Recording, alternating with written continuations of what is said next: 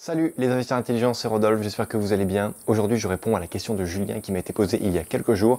C'est de savoir comment faire pour se faire financer la totalité du mobilier, donc des meubles en général dans votre appartement meublé, que ce soit un studio ou que ce soit une colocation, par la banque. Il y a trois façons de le faire. Il y a une façon, la première qui est assez facile de mettre en place mais que je ne vous conseille absolument pas.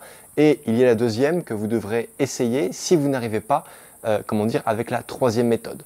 Du coup, cette première méthode pour vous faire financer les meubles, déjà, je vais faire un petit rappel, une petite remise en contexte, c'est lorsque vous allez faire votre investissement immobilier, vous allez ensuite vous retrouver devant votre banquier. Votre banquier, vous allez négocier plusieurs choses. Déjà, c'est là le financement de la totalité de votre acquisition, avec les frais de notaire, avec les travaux, avec évidemment les différents frais de prêt, les frais de dossier, les frais d'hypothèque, un bon taux d'assurance, etc., un bon crédit, une bonne durée. Bref, vous allez négocier une sorte de package. Mais très souvent, la plupart du temps, les banquiers ont du mal, je ne dis pas que c'est impossible, mais je dis simplement qu'elles ont du mal à financer le mobilier. Et je vais vous expliquer pourquoi, surtout dans la troisième raison. Donc, il faut savoir que si vous investissez dans l'immobilier et que vous choisissez de faire du LMNP, eh bien du coup, le montant du mobilier peut être plus ou moins important. Exemple, pour meubler, pour garnir de mobilier un studio, il faut une enveloppe de 4 000 à 5 000 euros. Et lorsque vous allez avoir un appartement que vous allez louer en colocation, par exemple, avec 3 chambres, eh bien je vous conseille de prendre pour estimer le montant du mobilier que vous allez devoir acheter, c'est de prendre la base studio et de rajouter 1500 à 2000 euros par chambre en plus. Donc un exemple tout simple, si vous souhaitez meubler un appartement en colocation, vous prenez la base studio à 4000 ou 5000 euros. Admettons que vous allez faire une colocation haut de gamme avec de l'électroménager, etc. Donc vous allez choisir le forfait que je vous donne à 5000 euros plus 2000 euros par chambre. Vous serez donc à 5000 plus 3 fois 2000, vous allez donc à 11 000 euros. 11 000 euros, c'est largement suffisant pour meubler et garnir un appartement en colocation avec 3 chambres, avec des belles prestations, du beau mobilier et du bel électroménager. Seulement, lorsque on n'a pas forcément beaucoup de trésorerie et qu'on n'a surtout pas envie de la mettre, et je vous comprends, vous avez tout intérêt à garder votre capital au maximum dans votre compte et de vous faire financer le maximum par la banque, et bien du coup, il va y avoir une négociation à faire. Premièrement, la première technique que je peux vous donner, c'est évidemment, comme je vous l'ai dit tout à l'heure, c'est pas du tout quelque chose que je vous préconise, mais c'est quelque chose qui fonctionne. C'est de, lorsque vous allez aller chez Castorama ou chez Leroy Merlin pour faire un estimatif, faire un devis de matériaux que vous allez soumettre à la banque pour qu'elle vous finance, l'acquisition des différents matériaux, eh bien, c'est de volontairement gonfler la qualité des matériaux, gonfler les surfaces de parquet, gonfler les quantités de peinture, bref, gonfler les différents accessoires que vous allez devoir acheter uniquement pour arriver à vous faire débloquer cette somme auprès de la banque. Une fois que cette somme est débloquée, vous allez acheter la totalité de ce devis auprès de votre fournisseur. Donc j'ai pris Castorama ou Leroy Merlin, mais c'est des exemples, hein. Vous pouvez très bien faire ça aussi chez Brico Dépôt et chez d'autres vendeurs de matériaux pour particuliers. Et ce que vous faites, c'est qu'une fois que vous avez eu tout ce matériel-là, eh bien, vous en restituez la moitié parce que vous avez volontairement pris un volume de matériaux trop important pour justement aller vous le faire rembourser par Castorama. Comme ça, eux, ils vous remboursent directement sur votre compte courant. Qu'est-ce qui se passe après? Eh bien, vous disposez de 4, 5, 6 000 euros en fonction de la quantité de plus-value de matériaux que vous aurez sélectionné pour justement acheter du mobilier avec ce que l'on vous aura rendu. Le premier risque et le plus grand risque que je vois par rapport à ça, c'est que de plus en plus maintenant, les banques, pour contourner ce problème, elles demandent, au moment du déblocage final, du capital pour financer la fin de vos travaux, elle va demander, des factures mises à jour de par les différents fournisseurs. C'est-à-dire que si, dans le premier mois, vous avez fait cette acquisition de matériaux et que vous avez ensuite rendu une grande partie, eh bien du coup, il y aura les mouvements de sortie et de rentrée des matériaux qui vont avoir été écrits sur la facture. Et donc, Castorama, ce sera écrit, voilà, cette personne-là a sorti 15 000 euros de matériel et a rendu environ 5 000 euros de matériel. Du coup, on lui a rendu 10 000 euros, donc elle a vraiment consommé 5 000 euros. Et là, la banque va vous dire, attendez, on vous a financé 15 000 euros sur la base de devis, donc nous, ces 10 000 euros en trop perçus, vous devez absolument nous les rendre. Voilà ce qui risque de se passer, donc vous risquez vraiment d'être blacklisté par la banque si jamais la banque se prend à vouloir contrôler vos agissements. Donc, moi, je ne vous préconise absolument pas de faire ça. Ça peut fonctionner, mais attention, si vous n'êtes pas pris, ça va, tant mieux, je dirais, ça marche pour vous. Il y a aussi le deuxième aspect, c'est que c'est pas du tout fair play pour le marchand de matériaux. Admettez que vous vous soyez marchand de matériaux, quelqu'un vous achète pour 15 000 euros de marchandises et vient une semaine après vous rendre 10 000 euros de marchandises en trop. Donc ils sont bien gentils, Castorama, Leroy Merlin, mais au fur et à mesure qu'on fait ça, au bout d'un moment ils vont arrêter, ils vont bloquer et on ne pourra plus le faire. Donc du coup, moi je vous préconise absolument pas ce moyen-là. Je vous préconise plutôt la deuxième méthode.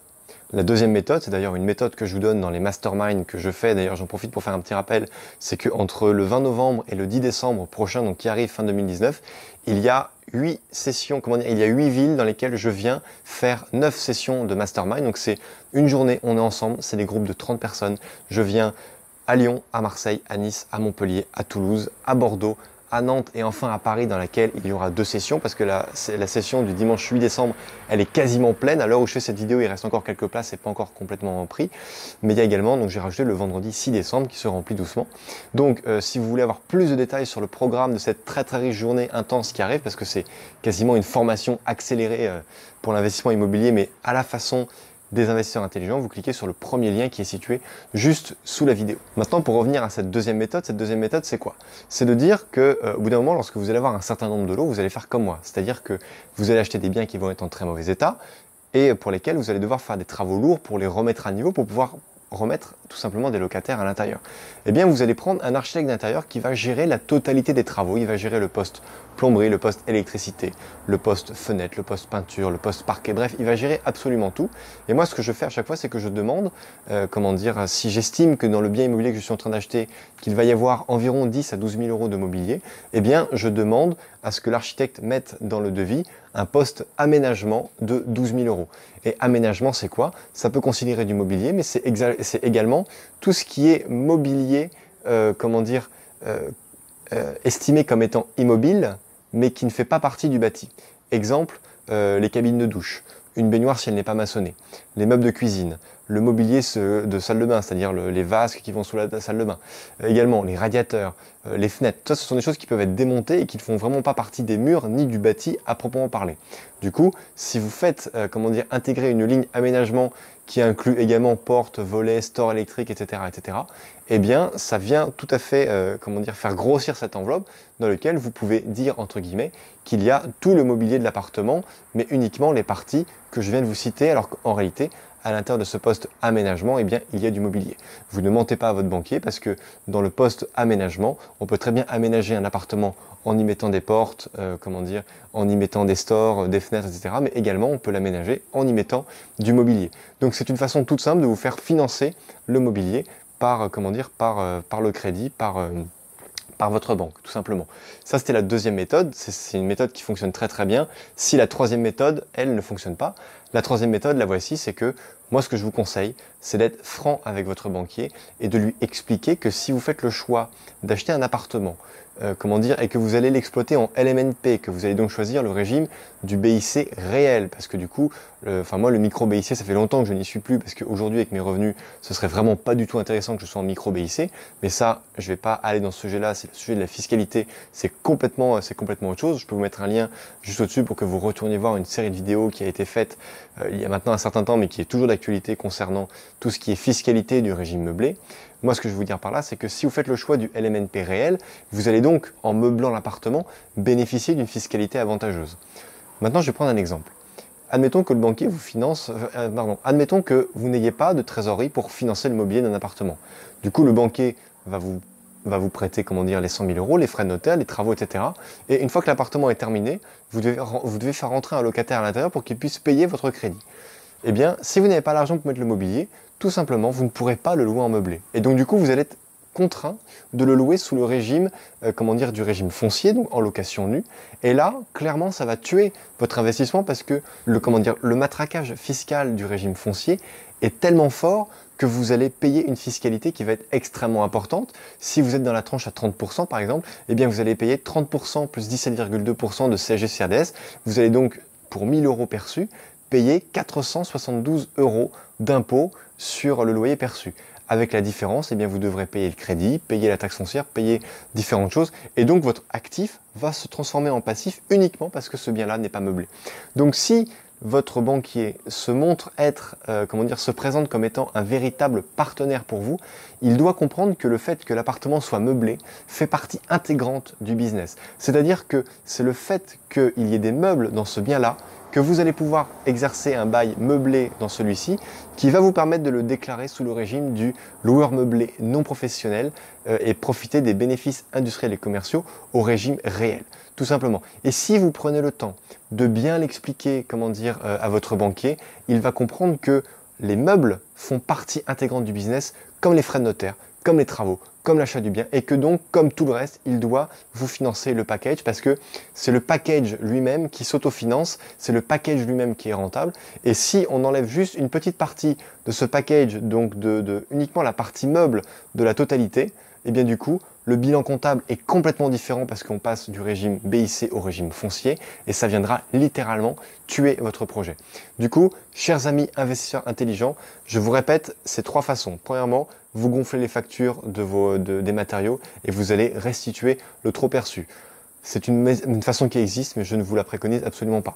La deuxième, elle est à utiliser si la troisième ne marche pas. Donc, c'est de passer par un architecte d'intérieur qui va, légèrement gonfler le devis de travaux et qui va mettre une ligne aménagement qui va incorporer les différents mobiliers nécessaires pour que vous puissiez louer votre bien sous le régime, BIC réel ou micro BIC. Ça, c'est vraiment à vous de choisir en fonction de votre propre situation, de vos revenus, de vos projets, etc., etc.